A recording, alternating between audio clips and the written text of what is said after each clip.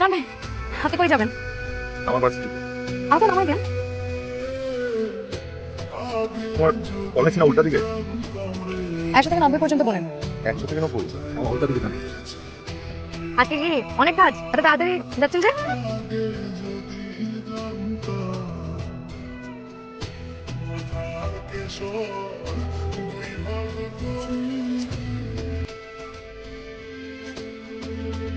High,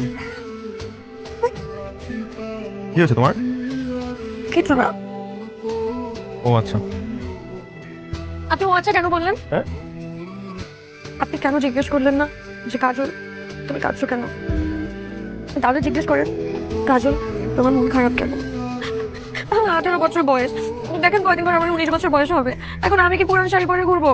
ওই ভাবলাম যে নতুন শাড়ি পরে ছেলেদেরকে একটু ইমপ্রেস করবো, তা না, এখন আমার পুরান শাড়ি পরে বেরোতে হবে। আমি বেরিয়ে হবো না পয়লা ফাল্গুনে।